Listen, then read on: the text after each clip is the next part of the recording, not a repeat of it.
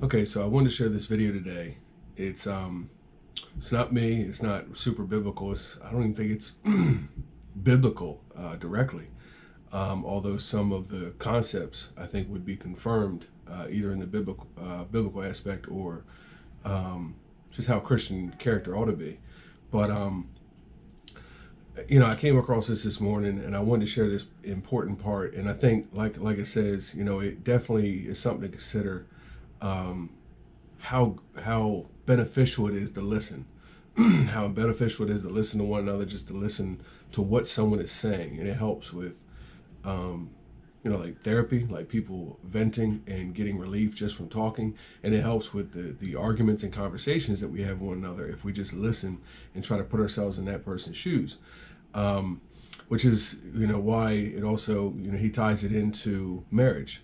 So I'm gonna let you watch the video, and then I want to tell you it's crazy how my wife and I just said something similar. So I want to tell you what my wife and I said after you watch this. So check this out. Listening is a transformative exercise. Like if you listen to the people in your life, for example, if you actually listen to them, they'll tell you what's wrong with them and how to fix it and what they want. They can't even help it if you start listening, because people are so shocked if you actually listen to them that they tell you all sorts of things that they might not have even intended to, things they don't even know. And then you can work with that. And the other thing that's so interesting, now and then you have a meaningful conversation, right? You have a good conversation with someone, you walk away and you think, geez, we really connected, and I know more than I did when I came away from that conversation. And during the conversation, you're really engrossed in it. And that feeling of being engrossed is a feeling of meaning, and the feeling of meaning is engendered because you're having a transformative conversation. So your brain produces that feeling of meaning for you. It says, oh yeah, this is exactly where you should be, right here and now. It's the right place and time for you. And that's a great place to occupy. And so a good conversation where people are listening has exactly that nature. And the reason it has that nature is because it is in fact transformative. It's one of the truisms of clinical psychology. Like if you're a clinical psychologist, a huge part of what you do is just listen to people. It's like, they come in, they're unhappy, and they'd rather not be, something like that. You say, well, why do you think you might be unhappy? And they don't know. They have some ideas, and they may have to ramble around for like a year before they figure out why they're unhappy. They get rid of a bunch of reasons why they thought they were unhappy that are untrue, and then you kind of get to the heart of the problem. And then you might ask them, well, if you could have what you wanted so that your life would be okay, what would that look like? Then they have to ramble around a bunch about that because they don't really know. But the listening will straighten them out because people think by talking. And in order to think, you have to have someone to listen, because it's very hard to think. Hardly anyone can think. And even the people who can think can only think about a limited number of things. But almost everybody can talk. And you can listen to yourself talk, and if someone listens to you, then you also have a foil for your thoughts, right? Because you can watch the person when you're talking and see if you're boring or see if you're amusing or if you're engrossing, all of those things. And so listening, that's a very good thing. I outline a Carl Rogers dictum. He was a famous clinical psychologist. This is another great little tip. Rogers said, here's a trick to tell if you're listening. So let's say someone lays out their perspective for you, and then what you do is say, look, here's what I think you said. I think you said this and this and this and this and then this.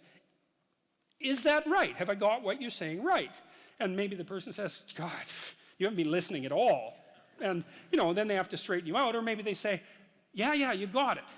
And then the nice thing about that is that you summarize their argument for them, which can be very helpful, and for you. But also, you don't get to make the person into a straw man. So like if you're arguing with your wife, let's say, or your husband, big party is going to want to win. And that's stupid, because if you win, you get to be top lobster, but they get to be bottom lobster. And if you want to live with bottom lobster, then more power to you, but I wouldn't recommend it. Right, because you don't want that. You want to defeat your wife in an argument.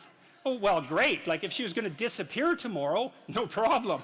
But you're going to live with defeated, miserable her for the next week? That's no good. So you listen and you think, okay, well, here's what I think you said, and maybe even make it a little stronger and more elaborated than was the case with the original utterance, so that you get the damn argument right. And because you don't want to win, you want to fix the problem. That's the winning.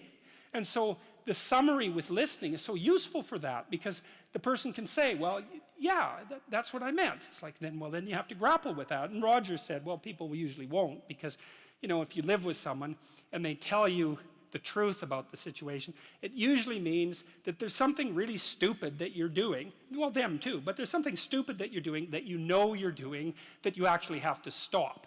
And, you know, that's difficult and unlikely, but, well, if you don't stop, then you get to have the same damn problem every day or every week for the rest of your life, so it's probably better to undergo the misery of stopping it than the misery of continuing it. But that's the injunction to listen.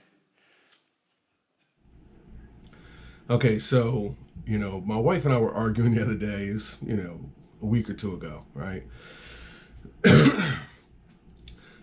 And I don't know, I always have this response like what, like, I'm not winning. You know what I mean? We're not winning. So I don't want to do this. This isn't helping things. And like he says, you know, do you want to be married to the defeated lobster? Is it worth winning? Is that really what it's about? And I've told her several times, like, man, I didn't get married to do this. You know, it's not saying like I want to give up. I'm just saying that I didn't get married to look at each other like this, to talk to each other like this, to feel this way. You know, so let's resolve it. Let's get back to where we're supposed to be. But it's just crazy. So I stopped the other day. We was arguing about something, and I'm like, look, this is what we need to do, because we go down these roads where I don't think she's listening. She doesn't want to talk, but I don't think she's listening. All I want to do is talk. I want to analyze it and get to the bottom of it and figure it out. And I kind of try to check myself, and just make sure, am I just trying to win? You know, am I fact checking, or am I, you know, checking what's being said just so I can win the argument, or do I really want to resolve it? So I told her, look, this is what we need to do. Whenever we start going down this path, one of us needs to see it, right? If we can see it coming, then we can just stop it and just say, you know what, this is one of those moments, let's stop right now, you know. And not just that, but I said, what we need to do is both of us need to sit down, write down exactly what it is we're trying to say, because that's important to us, and also what we think the other person's trying to say. And that's the interesting part, but because I said, look, what we'll have to do is come back, you know, a day later or something like that, after obviously it's calmed down, come back to it, read the other person's paper, you know, out loud to yourself and out loud, and see if what they were trying to say matches up with what you were trying to say, and vice versa. And so I think in that sense we could definitely, it'll help us you know, sympathize and empathize, and actually kind of work together in making sure that we're both hearing each other.